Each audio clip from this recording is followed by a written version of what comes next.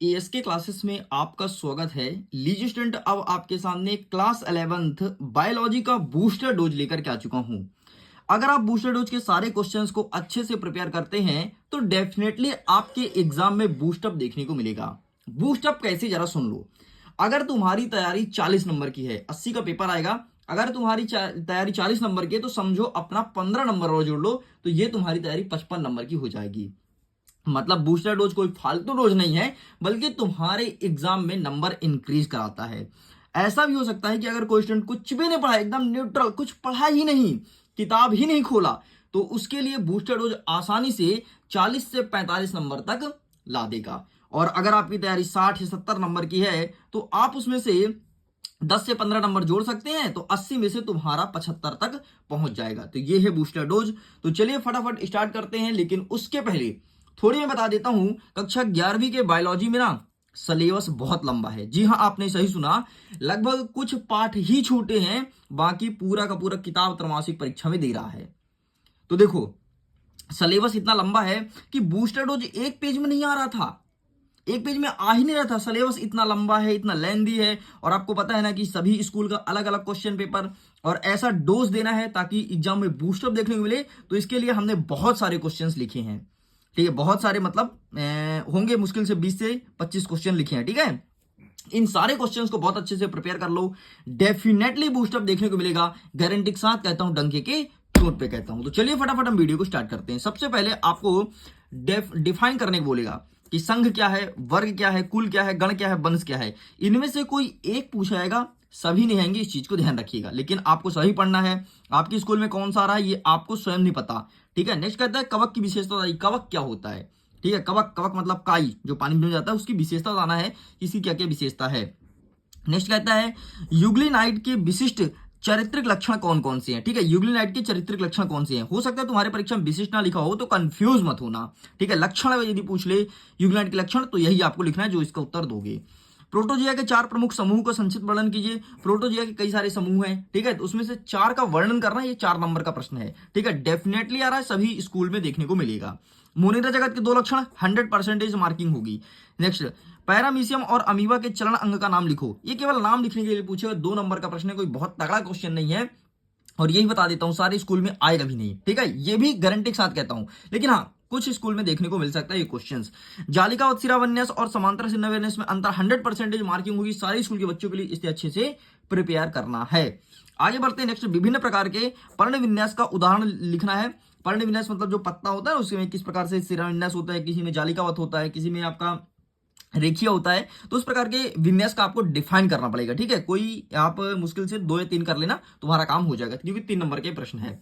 Next, पुष्प क्या है।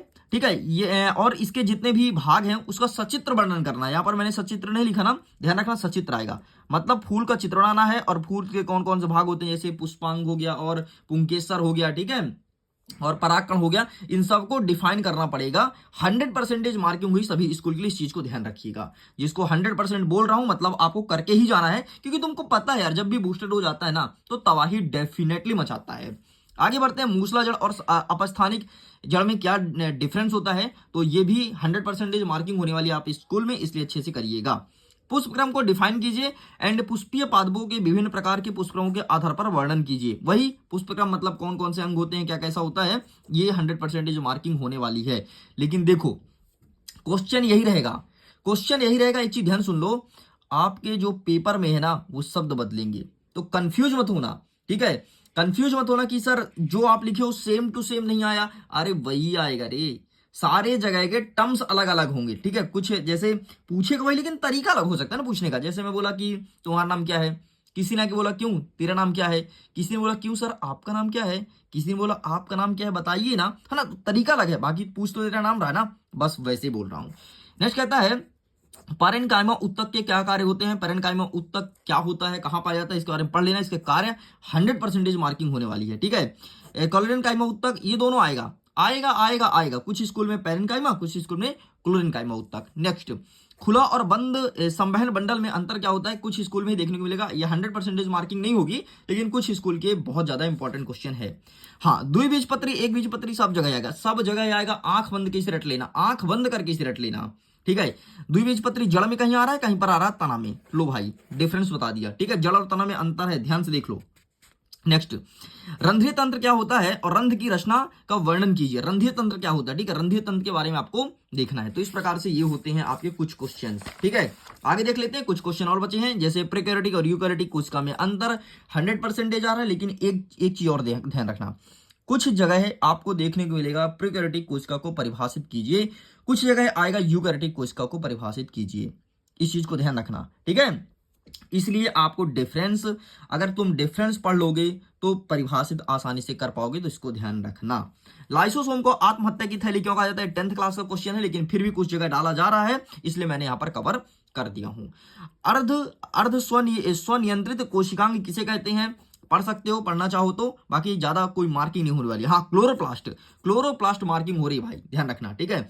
आपको पता है आपके बोर्ड एग्जाम में भी क्लोरोप्लास्ट आएगा। नेक्स्ट, कोशिका भित्तिक कार्य को बताइए, 100% मार्किंग होने वाली है, अच्छे से प्रिपेयर करो, ठीक है। जंतु कोशिका, पादप कोशिका का चित्र और इसमें डिफरेंस, अंतर वैसे पूछता है आपके 10वीं कक्षा में, चित्र पूछता है 10वीं कक्षा में, लेकिन कुछ जगह मार्किंग हो रही है यार, मार्किंग हो रही है, इसलिए मुझे रखना पड़ा बूस्टर डोज में, क्योंकि क्या मतलब फिर बूस्टर डोज का ना।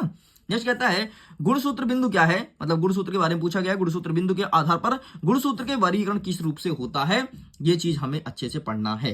अच्छा सुनो, अगर अभी तक आपने इसके पीडीएफ को डाउनलोड नहीं किया, लिंक डिस्क्रिप्शन बॉक्स में है, चेक कीजिए, अपने इसी पीडीएफ को डाउनलोड कीजिए और अपने पढ़ाई को और बेहतर बनाइए। अब फटाफट सारे क्वेश्चंस को प्रिपेयर कर लो, अब इधर उधर भटकना बंद करो। तुम लोग यही बोल रहे थे ना, कल से ला दो बूस्टर, ला दो बूस्टर, बूस्टर ला दो, बूस्टर ला दो, तो लोग आ चुका है फाइनली बूस्टर डोज। नेक्स्ट कहता है प्रेरकत्व किसे कहते हैं या फिर प्रेरक किसे कहते हैं, और एपो एंजाइम और हेलो एंजाइम में अंतर बताओ, ठीक है। एपो एंजाइम और हेलो एंजाइम में अंतर बताना है, ये आपके एग्जाम में देखने को मिलेगा, ठीक है।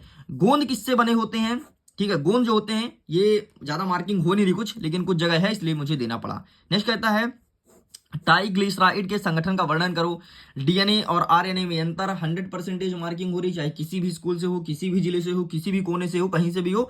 DNA RNA, deoxyribose nucleic acid और राइब्रोस न्यूक्लिक एसिड में डिफरेंस पूछा जाएगा, ठीक है। शरीर में ऑक्सीजन की कमी होती है तो क्या होता है, ठीक है, क्या होता है तुम्हारे शरीर में अगर ऑक्सीजन की कमी हो जाती है तो। पहाड़ पर चढ़ने वाले व्यक्ति के श्वसन क्रिया का क्या प्रभाव पड़ता है, 100% मार्किंग हो रही सभी जगह। श्वसन या स्वच्छोवास की क्रिया विधि को वर्णन कीजिए, ठीक है, देख लेना। नेक्स्ट, रुधिर में CO2 के परिवहन की विभिन्न विधियां बताइए, ठीक है। पेशी जनक हृदय किसे कहते हैं, पेशी जनक हृदय किसे कहते हैं, ये एग्जाम में देखने को मिलेगा, ठीक है। प्लाज्मा प्रोटीन का क्या महत्व है, क्या होता है प्लाज्मा प्रोटीन, ठीक है। एंड रुधिर और लसिका में अंतर बताइए, तो इसे अच्छे से पढ़ लेना, रुधिर और लसिका 100% मार्किंग हो रही है। जिसमें टिक किया हूं ना 100% मार्किंग हो रही है, ठीक है। जिसमें नहीं किया हूं वो कुछ जगह जा रहा है। नेक्स्ट, परिसंचरण तंत्र के कोई 4 विकार बताइए, ठीक है, इसे पढ़ना है। खुला और बंद परिसंचरण तंत्र में अंतर, ठीक है, खुला और बंद में अंतर देख लो ध्यान से, ये पढ़ना है। हृदय का चित्र कुछ जगह आ रहा है, मानव श्वसन तंत्र कुछ जगह आ रहा है, ये कक्षा 10वीं के सारे क्वेश्चन है, लेकिन कुछ जगह फिर भी डाला जा रहा है सरल प्रश्न के तौर पर, ठीक है। वक्र के कार्य, ये चीज पूछा रहा है कुछ जगह, और नेफ्रॉन का चित्र 100% मार्किंग होगी। लीजिए, इस प्रकार से पूरा का पूरा बूस्टर डोज 8 मिनट में कंप्लीट कर दिया हूं। वीडियो कैसा लगा कमेंट सेक्शन में लिखना जरूर, और आपको वीडियो पसंद आया हो तो वीडियो को लाइक करके अपने मित्रों के साथ साझा कीजिए। बूस्टर डोज हमेशा तबाही मचाता है, आज भी आपके एग्जाम के लिए काफी हेल्पफुल होगा। एंड करता हूं वीडियो को, एग्जाम के लिए ऑल द बेस्ट, खुश रहिए, पढ़ते रहिए, मुस्कुराते रहिए।